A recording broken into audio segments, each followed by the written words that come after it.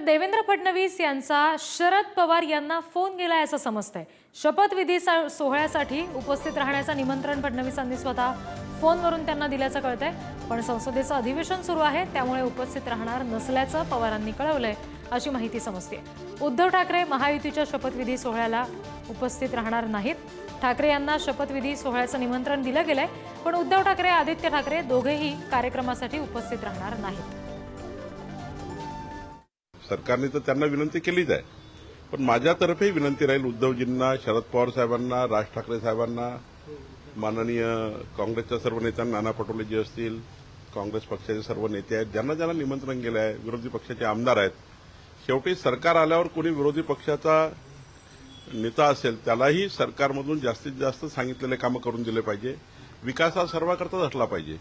विकास हा काही एका पक्षाकरता, सत्ताधारी पक्षाकरता आणि विरोधी पक्षाकरता नाही आहे, असं नसतं। सरकार बनल्यावर सर्वांनीच विकासाच्या मुख्यधारेत आलं पाहिजे, सर्वांनीच शपथविधी करता आलं पाहिजे। हे काही पक्षाचं नाही, महाराष्ट्राच्या मुख्यमंत्र्यांचा शपथविधी आहे। विरोधकांना सगळ्यांना निमंत्रण दिलं जातं, येणं न येणं हे प्रत्येकाच्या मनावरती आहे, परंतु आपलं कर्तव्य आहे की सगळ्यांना ते निमंत्रण दिलं जातं आणि त्याच्यामध्ये आले तर ठीक आहे, ना आले तर ठीक आहे।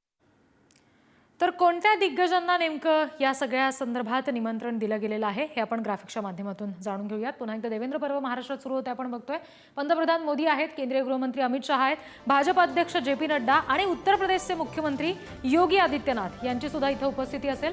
त्याचबरोबर बिहारचे मुख्यमंत्री आहेत नितीश कुमार, आंध्र प्रदेशचे मुख्यमंत्री चंद्राबाबू नायडू, गोव्याचे मुख्यमंत्री प्रमोद सावंत यांना सुद्धा निमंत्रण आहे। अरुणाचलचे मुख्यमंत्री सुद्धा येणार आहेत, प्रेमा खांडू। त्याचबरोबर छत्तीसगडचे मुख्यमंत्री विष्णुदेव साय, गुजरातचे मुख्यमंत्री भूपेंद्र पटेल आणि हरियाणाचे मुख्यमंत्री नायब सिंह सैनी यांना सुद्धा निमंत्रण दिलं गेलेलं आहे। या सगळ्या मान्यवरांची आज शपथविधीसाठी उपस्थिती असेल।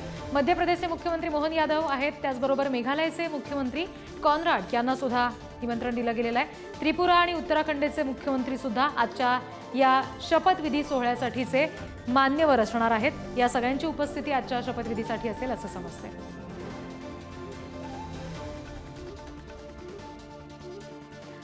तर तिसऱ्यांदा एकंदरीत शपथ घेणाऱ्या फडणवीसांच्या राजकीय कारकिर्दीवर सुद्धा आपण या सगळ्या दरम्यान नजर टाकणार आहोत।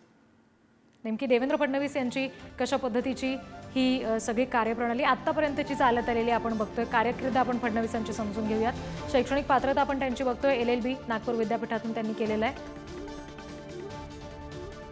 व्यवस्थापनामध्ये पदवी घेतलेली आहे, व्यवसाय व्यवस्थापनामध्ये।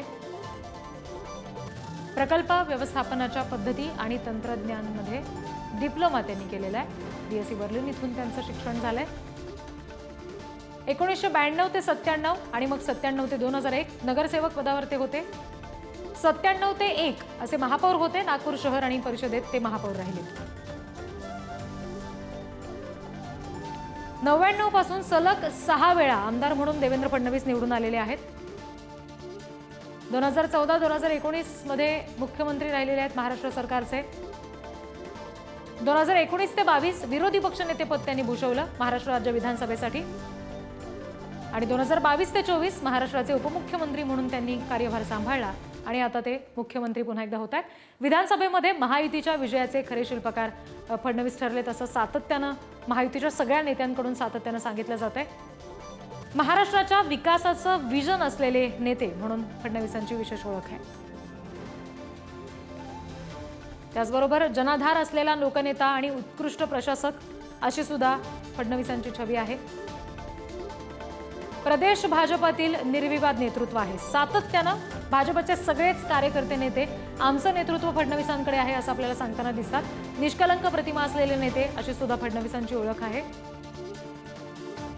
राष्ट्रीय स्वयंसेवक संघाच्या विश्वासातलं नेतृत्व आहे फडणवीस आणि त्यामुळे ते पुन्हा एकदा ही मुख्यमंत्री पदासाठीची पसंती ठरलेत। शरद पवार आणि उद्धव ठाकरेंना पराभूत करणारे नेते अशी सुद्धा देवेंद्र फडणवीसांची ओळख यामागे महत्त्वाची ठरते।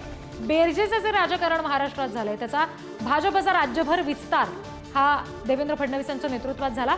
फडणवीसांच्याच नेतृत्वात भाजप 3 वेळा सगळ्यात मोठा पक्ष ठरलाय, सगळ्यात जास्त आमदार निवडून आणण्यात यशस्वी ठरलाय। 2014 ते 19 असा मुख्यमंत्री पदाचा अनुभव आधीच फडणवीसांच्या गाठीशी आहे। Thank you.